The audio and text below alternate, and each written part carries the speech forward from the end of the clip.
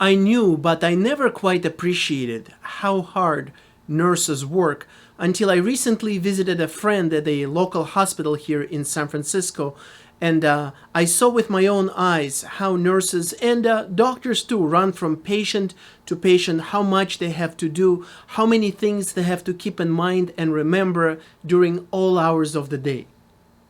One of the most important laws that registered nurses should be aware of in California is the Assembly Bill 394, the California RN Staffing Ratio Law. Because nurses are so busy, because they have so much to do, this law was designed to make sure that them being busy or being too busy doesn't jeopardize patient safety and doesn't make the job, the work of RNs, impossible to do. So this is the staffing ratio law that basically puts limits on how many patients any given nurse can treat at a time.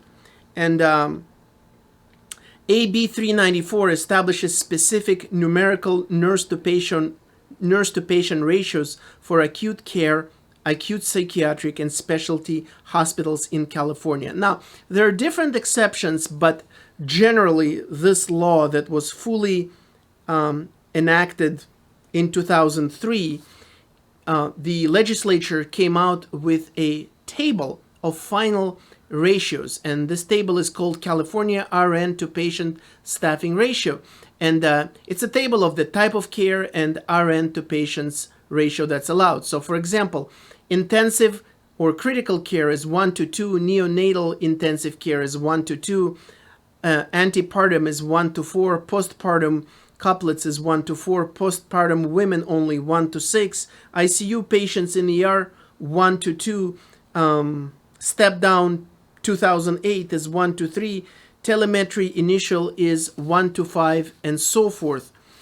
I will link below in the description to the page with this table that lists all this important information. Now, if you're a nurse and your facility, your hospital violates this law and they force you to treat more patients at the same time than you're supposed to, you should really consider bringing it to the attention of your higher-ups. Of course, there is a risk that the employer will retaliate. Sometimes that risk is greater than not, but this could potentially be a matter of life and death. And in many cases, maybe most cases, you're better off complaining about that than risking both the patient's safety by simply not being able to give your patients the attention that they need under the law, and also putting your career and even your license in jeopardy by knowingly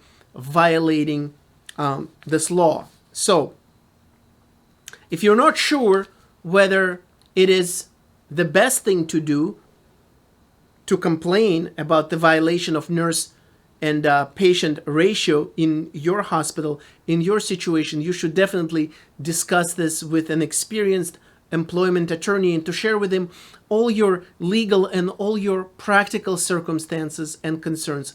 But this is a very important part of your job. It's a very important law to follow. Hospitals quite often get in trouble for violating this. Sometimes they do it accidentally or due to their negligence. Sometimes they do it on purpose for obvious reasons. They want to save money. They want to employ less nurses. They want to be able to serve patients with less nurses on the payroll. Some hospitals simply cannot find nurses, or they cannot find the right nurses, so they almost don't have a choice but to violate these ratios. But you should keep your eye out for it. If you're too busy, if you're too stressed out, if your employer, if your hospital is asking you to treat too many patients, you should check this table and to make sure that you're not treating more patients at a time than you should or you have to under the law. Thank you.